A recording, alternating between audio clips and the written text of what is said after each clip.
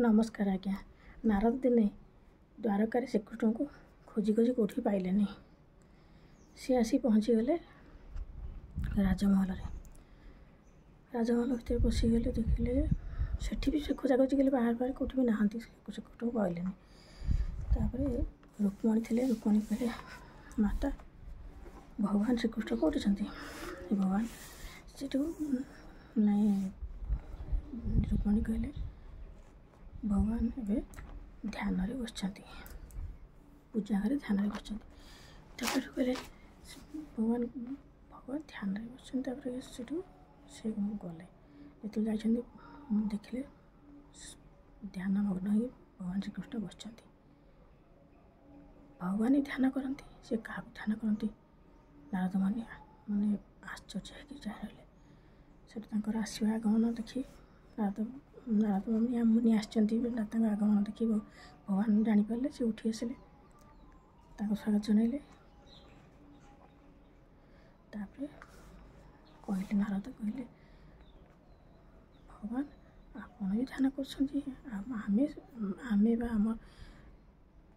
मनुष्य मैंने समस्ते भगवान डाकती ध्यान करती आपन भगवान है क्या ध्यान कर। श्रीकृष्ण कहले मनुष्य मैंने डाकती मत ध्यान करती किसी पाइबापी मत भक्ति करती ध्यान करती से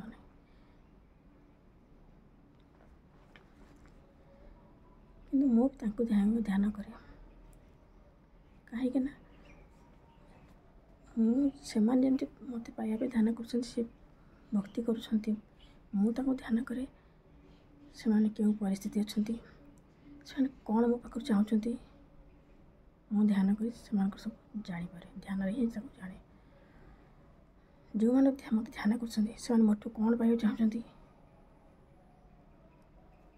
मुझे सब आशा पूर्ण करने मत भी ध्यान करने जाना कह मुझे ध्यान न कर विषय जानी केमती आशा पूर्ण करी केमती। नारद से बुझीपारे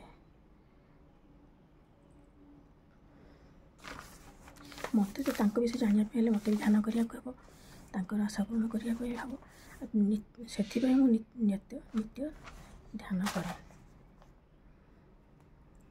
भगवान भी आज्ञा ध्यान करती आपन भी ध्यान करूँ आज्ञा ध्यान करवाटा बहुत भल